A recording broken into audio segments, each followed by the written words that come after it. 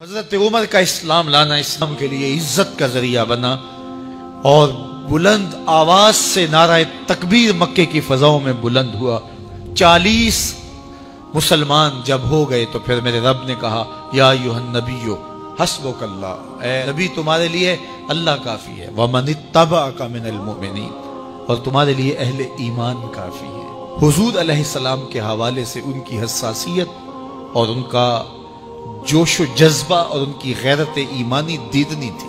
حضرت شاہ ولی اللہ محدث دہلوی علیہ رحمہ فرماتے ہیں کہ 17 مقامات پہ قرآن مجید میں حضرت عمر کی رائے کے مطابق قرآن نازل ہوا۔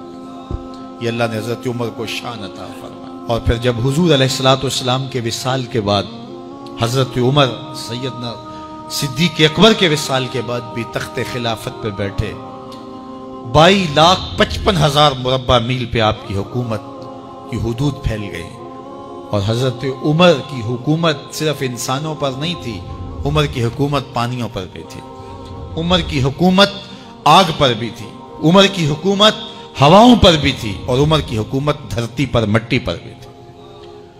آپ جانتے ہیں کہ مصر کے گورنر نے لکھا کہ یہاں تو عجیب کہانیاں ہیں۔ کیا ہوا؟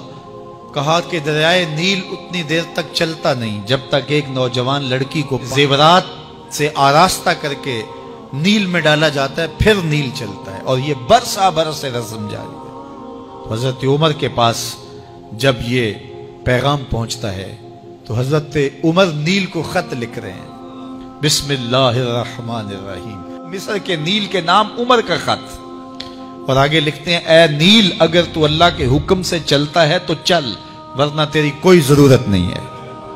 اور رکا لکھ کر قاصد کو دیا، جا کے یہ دریائے نیل میں ڈال دو۔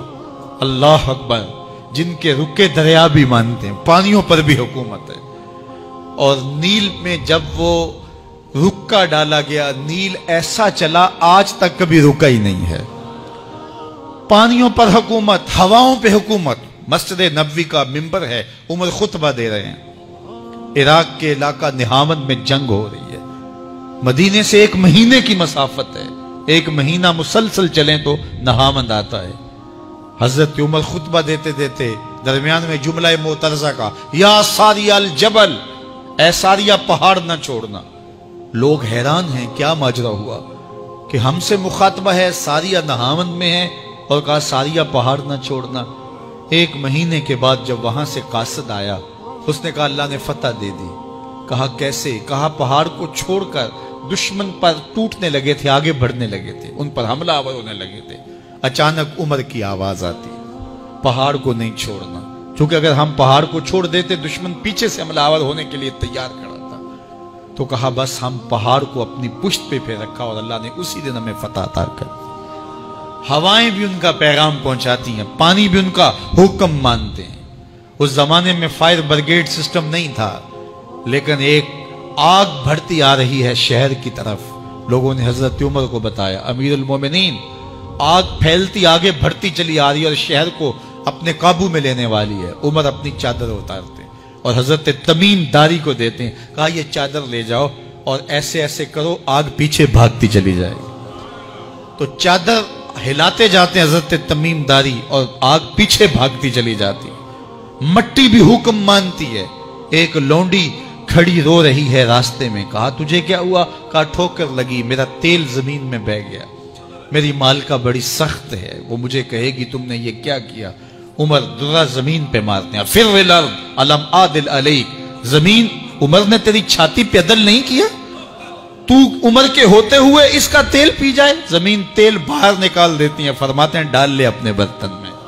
تو یہ عمر کے ان کا حکم مٹی بھی مانتی ہے، ان کا حکم ہوائیں بھی مانتی ہیں، دریا بھی مانتے ہیں، ان کا حکم پانی اور آگ بھی مانتی ہے۔ وہ عمر، میرے حضور فرماتے ہیں ان الشیطان یفر من ذل عمر، میرا عمر وہ ہے جس کے سائے کو دیکھ کے شیطان بھی بھاگ جاتا ہے۔ حضرت عمر رضی اللہ تعالیٰ عنہ نے ایک بہترین نظم و نسق دیا اور امور سلطنت کو اس انداز سے منظم کیا۔ ایک غیر مسلم مفکر کہتا ہے اگر اس امت کو ایک اور عمر مل جاتا پوری دنیا پہ حکومت مسلمانوں کی ہوتی۔ ایک دن مسجد نبوی سے باہر حضور تشریف لا رہے تھے، دائیں ہاتھ میں حضرت ابو بکر کا ہاتھ تھا، بائیں میں حضرت عمر کا ہاتھ تھا۔ ایسے باہر کی جانب آ رہے تھے، دروازے سے کوئی بندہ داخل ہوا تو اس کو دیکھ کے حضور نے فرمایا ہا کازا نبعث یوم القیامہ، قیامت کے دن جب قبروں سے اٹھائے جائیں گے ہم ایسے ہی اٹھیں گے، میرے دائیں ہاتھ میں ابو بکر کا ہاتھ ہوگا، بائیں میں عمر کا ہاتھ ہوگا۔ اللہ اکبر۔ جے شک ہووی تے چل مدینے، جے شک ہووی تے چل مدینے، آ ویکھ لے جوڑ مزاراں دا بن یار نبی دیاں